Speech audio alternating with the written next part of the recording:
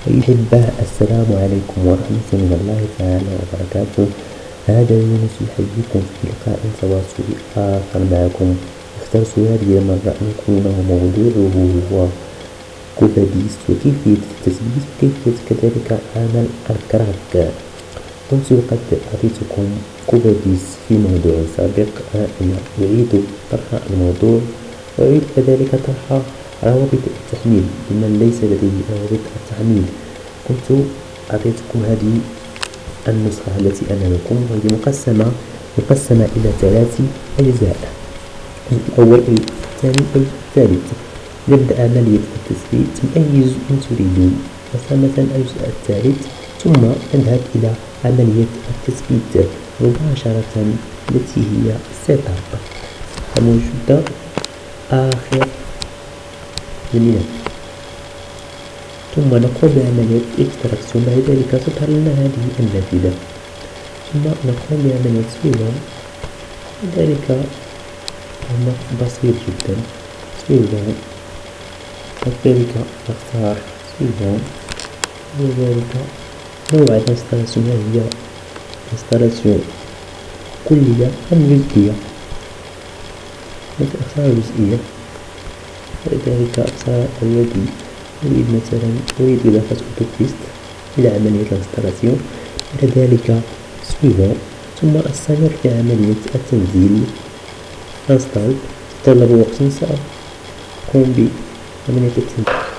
بعد ذلك أقوم بانتظار عملية التثبيت حتى تنتهي. هذا يستغرق أمر لا بأس به، سأقوم بمعاينته. الآن بعد انتهاء عملية تثبيت الكوباديس نقوم بعمل تاني. بعد ذلك سنمر مباشرة إلى عملية الكراك. أهم شيء في هذه العملية وهي عملية الكراك، كيفية عمل الكراك لهذا الكوباديس. كراك الكوباديس هو موجود، أو قبل ذلك عفوا سنقوم باختيار أو بعمل هذه البيانات. كما ترون هذا فيما يخص الجيو ميديا، أي تحديد نوع الأوتوكاد الذي سيعمل مع هذه النسخة من الكوباديس. هذا مضمون هذه الواجهة التي أمامكم. إذن نقوم بعملية سويفون، عملية ترحيب، ثم بعد ذلك سويفون. بعد ذلك هنا تختار عملية الأوتوكاد الذي تريده. ربما عندي أوتوكاد جديد، ربما لو كان عندكم أوتوكاد جديد سات أو غيره من النسخ كذلك سيعطيكم في عملية الاختيارات. بعد ذلك سويفون. بعد ذلك نقوم بأخذ هنا في هذا فيشي دو بيرسوناليزاسيون سنقوم بوضعه في السيف. هذا هو يسمى فيشي دو بيرسوناليزاسيون. سنقوم بكونسيرفي لي فيشي دو بيرسوناليزي اكزيستون. nous avons répertoire de كوباديس، أو سأقوم أنا بإعطائه لغة répertoire. مثلا أمر إلى أداة الكراك، آخذ هذا الملف، ثم أقوم بنقله إلى السيف. سأقوم بعمل كوبي في السيف كما ترون إنه موجود من قبل. بعد ذلك سأقوله remplacer with، ثم أقوم بمتابعة في السيف. بعد ذلك تابع، بعد ذلك فايدي، بعد ذلك تامين، ثم أمر إلى أنا أول خطوة آخر خطوة في عملية الكراك، وهي تحديد نوعية النسخة الموجودة لدي التي سيعمل معها كوباديس. بعد ذلك أقوم بفتح كوباديس، lancement de programme de كوباديس.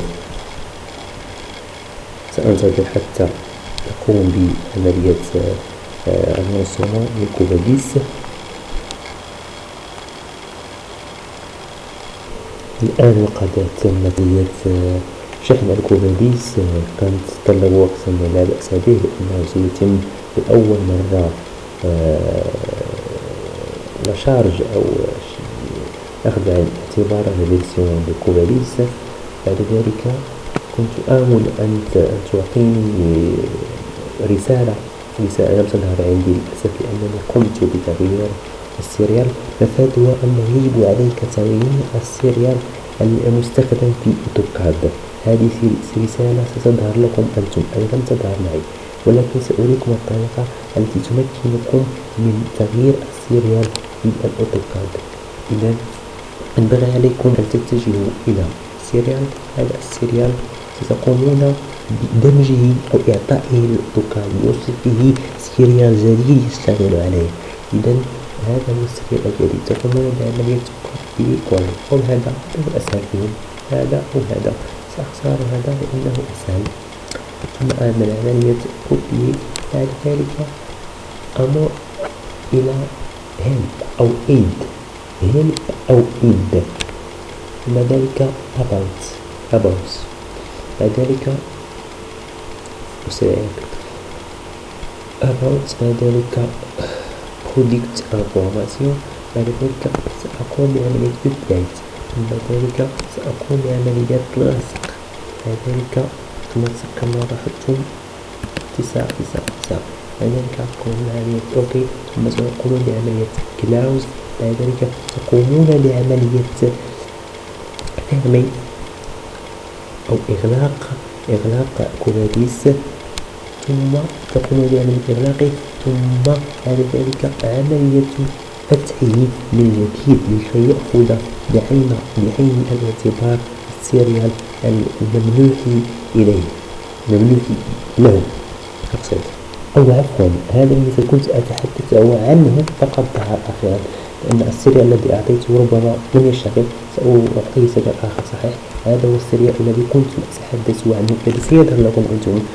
سنقرأ النمرة دي série AutoCAD que vous avez donné 99 ne correspond pas au celui de votre logiciel Cobadis 10.0. إن علينا تغييره. لكي نقوم بتغيير نذهب إلى هنا، ثم ذلك على السيريال، ثم نأخذ السيريال هذا يشتغل بشكل جديد، بشكل صحيح. إذا سأقوم بعملية OK، ثم أنهي عملية الشيء. لا نريد رسم أي شيء. ثم ذلك إلى الرأس. بعد ذلك كذا، ثم نقوم بعملية اللصق. أظن أنه 348 إذا كنت أتذكر شيئا. ذلك OK، ثم ذلك كلاوز، ثم أقوم بإغلاق، وأقوم بعد ذلك بفتحه من جديد لأتأكد هل أخذ بعين الاعتبار السيريال المقدم لديه أم لم يأخذ بعين الاعتبار. كما لاحظتم أن عملية تحميل الكوباديس في المرة الأولى فإنها تكون بطيئة، أما بعد ذلك فإنه بسرعة أقوم بعملية التحميل. بعد ذلك أقوم بعمل نفس هو ده قد أخذه بعين الاعتبار ولم يعطيني الرسالة التي كانت تظهر عليها لدي من قبل. لم تنتهي عملية الكراك، لا زالت هناك عملية أخرى. نذهب إلى كوباديس، نقوم بعملية سبيت. بعد ذلك نقوم إلى هذا الملف بيس بوس أو ما يسمى بالدونجل. إذا كنتم تسمعون بالدونجل، فهو عبارة عن جهاز USB يثبت في كارت USB، هو كارت USB في الجهاز، فهو بمثابة مفتاح للUSB. كان يستخدم في الطوبوجين قديما. الآن فهو سنقوم بعملية الدونجل، سنقوم بإعطاء الحاسوب على أنه سنوهم الحاسوب على أنه هناك جهاز USB لديه فيه الكراك الخاص بالكوباديس. هذا هو الدونجل. يكون هذا هو محتوى. دونك يكون في USB، يكون مثبت لمن شاهد فيما سبق له أن شاهد فهو موجود يعني لازال هناك من يستخدمه. إذا نقوم بعملية تثبيت كل ما فيه. ثم ذلك ثابت الصون واليستر. بعد ذلك نقوم بعملية انستال. هذه مهمة، أهم حاجة هي انستال. بعد ذلك نقوم بعملية تفعيل. ثم ذلك لا نقوم كما ترون كما لاحظتم نوفو ماتيريال ديتكتي. ماذا تلاحظ؟ ماذا نقول نوفو ماتيريال ديتكتي؟ عندما نقوم بإعطاء مثلا الحاسوب USB أو شيء آخر، أننا نقوم بإعطائه كاميرا مثلا أو جهاز هاتف لكي يتعرف عليه، فهو يوهم الحاسوب أن هناك جهاز دونجل يحتوي عليه الحاسوب. ثم ذلك نقوم بعملية لونسومون دو بروغرام كوفاليس لنرى على عملية الكراك مرات، على عملية الكوفاليس يقوم بعملية البلوكاج. إنه عندما نقوم بكوفاليس مثلا ثم نذهب إلى هنا ثم نقوم شارجمون، هل إن عملية بسيطة لم ظهرت الفلتر بداية أنه ثم أقوم بذلك بتغميد أو بعملية إغلاق هذه النافذة. إذا هذه هي عملية الكراك.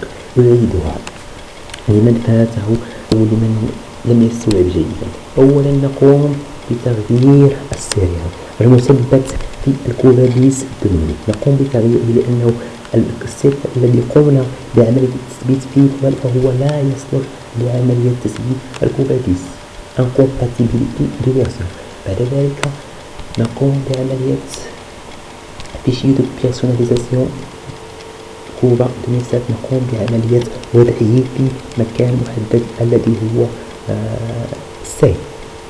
بعد ذلك نقوم بعملية الريجستر. بعد ذلك نذهب إلى الدونجل، نقوم بعملية تثبيت للدونجل ونقوم بعملية انستال. نترك عملية انستال كما هي. بعد ذلك نقوم بعملية انستال وهي تعمل، وتقوم بعملية لونسومون بكوفاليس. أنا لا نقوم بإغلاق عملية انستال قبل أن يكون كوفاليس يشتغل. يجب أن يكون كوفاليس يشتغل أثناء عملية انستال. آمل أن أكون قد أفدتكم، آمل أن تكونوا قد استفدتم من هذا، وأن تكون عملية تثبيت الكوفاليس قد مرت بنجاح. تابعوني على موقعي وعلى موقع فيسبوك تعلمون. هذا يونس يحييكم.